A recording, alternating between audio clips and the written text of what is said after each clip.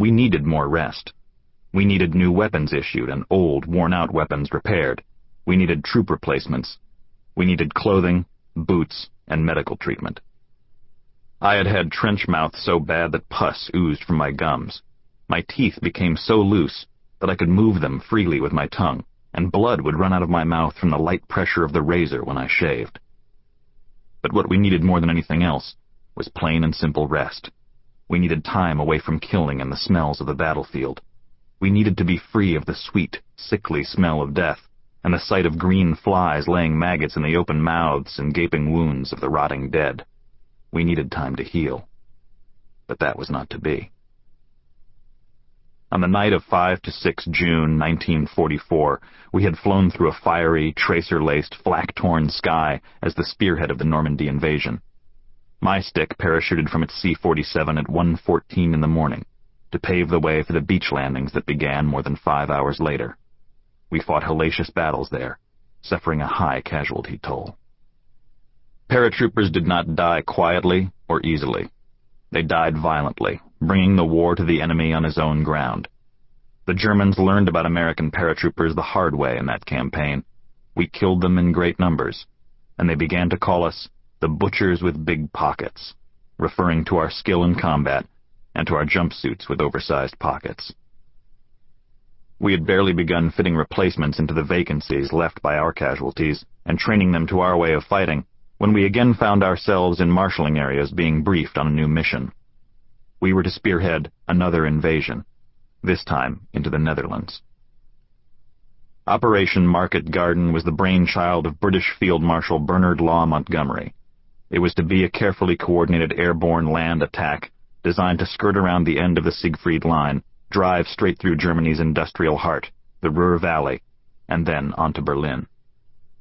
Operation Market, the largest airborne assault in history, was to be executed by the 1st Allied Airborne Army, made up of the American 101st and 82nd Airborne Divisions, the British 1st Parachute Division, and Poland's 1st Parachute Brigade.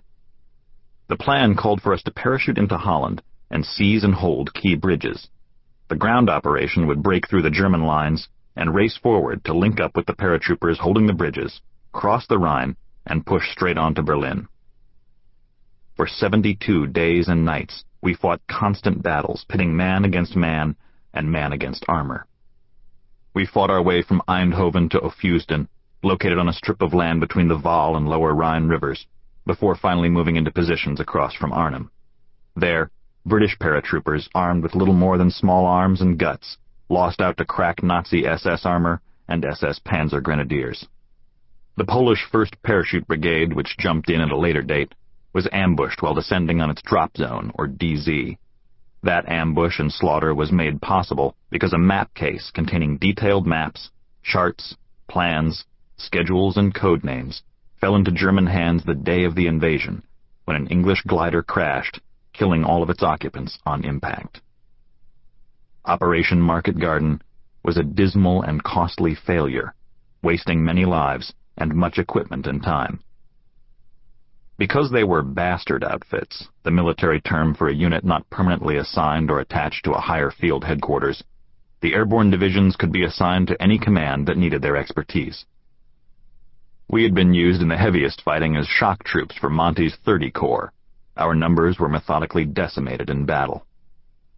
In the end, fewer than 50 of the 200-plus men who went into action with my unit, A Company, 506th Parachute Infantry Regiment, PIR, remained. Altogether, 2nd Platoon was barely more than a reinforced squad. The 1st Allied Airborne Army's commander, Lieutenant General Lewis H. Brereton, petitioned Field Marshal Montgomery for our release several times. However, his pleas fell on deaf ears. Finally, on 27 November, General Dwight D. Eisenhower, the supreme Allied commander in Europe, issued an order to release us post-haste. The 101st Airborne Division was transported that same day by Canadian trucks to a large monastery in the rear, where we had our first shower in nearly 2.5 months. The next day we climbed aboard English lorries for the 36-hour trip to Mourmelon-le-Grand, France. It was now December 1944.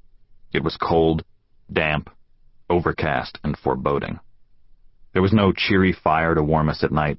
There was only a single tiny, inadequate, coal-burning stove at one end of the barracks near the latrine. Our bunk beds were made of hastily nailed-together 2x4s, which many times in the dead of night fell through or split apart, spilling startled troopers onto the cold concrete floor. Our mattresses were straw-filled cloth sacks. The straw, supplied by local French farmers, was amply laced with burdock and thistle. There was no comfort in this place, only misery. Now, in this condition, we were being called on to go into combat again. "We're going 'mongst 'em," was how we put it. Even while in combat, as we prepared to make an attack, troopers repeated these phrases like mantras. "Yep, we're going amongst 'em. We're gonna stack bodies. Every time you pull the trigger, there's gotta be meat on the table." This time, it began just after some of the old men returned from a 48-hour pass to Paris. They weren't old men in a physical sense. They earned the title out of deference to their seniority. They were the men who had been with the outfit the longest and had seen combat in our 2 missions. At the age of 19, I was one of the old men who had survived both operations, and I was one of those who had just returned from 2 days of hell-raising in that wonderful French city. I was sitting next to Cyber Spear, one of my best buddies, along with Harold Phillips, Leonard Benson, Don Little, and John Bilski. I first met Spear just after our return from Normandy. He was one of the replacements sent to fill in for our wounded and dead D-Day comrades. I didn't like him when I first saw him.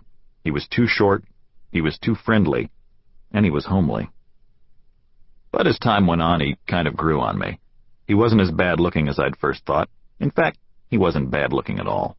In time, thanks to his good nature and forgiving ways, we became